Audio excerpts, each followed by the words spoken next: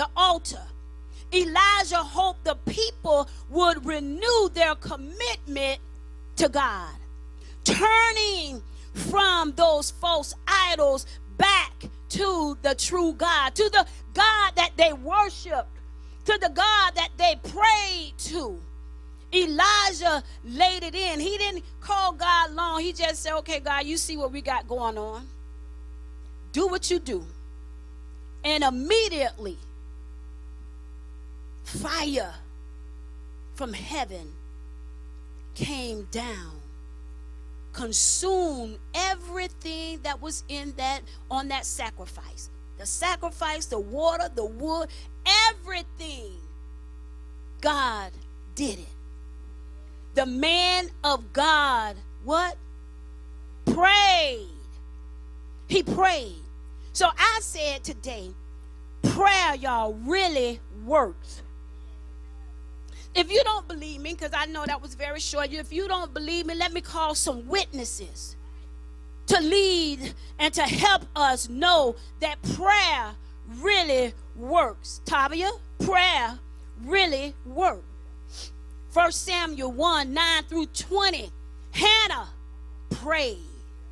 Hannah was barren and deeply distressed because she could not have a child. She prayed earnestly, promising God that, God, if you give me a son, she would dedicate him back to the Lord for eternal. And guess what, y'all? God answered. He gave her a son, and his name was what? Samuel. So prayer worked. If you don't believe it, King Hezekiah, he prayed. 2 Kings 19, 14 through 19. Hezekiah, he prayed to God for the people. He prayed earnestly, asking God to deliver them from the hands of their enemies. And God answered. That night, God answered them, and God heard Hezekiah's prayer. He also heard his prayer when he asked for more time on his life. He prayed, he turned his face to the wall and he prayed, and guess what? God answered, and God gave him what? 15 more years to his life. Daniel prayed for understanding. Daniel prayed to God, confessing the sins of Israel and asking for understanding regarding the prophecy of the 70 years of captivity.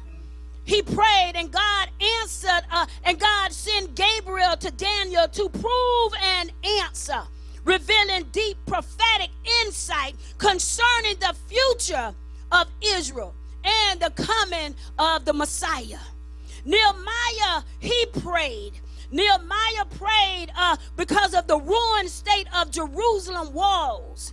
Prayed to God for favor with the king. He confessed the sins of Israel and asked for success in his mission. And God granted Nehemiah favor with what? With the king. Then Jesus, y'all, himself, he prayed. He prayed in the Garden of Gethsemane. He prayed and he said that, Lord, if it be your will, because I told you before that we still got to pray in God's will.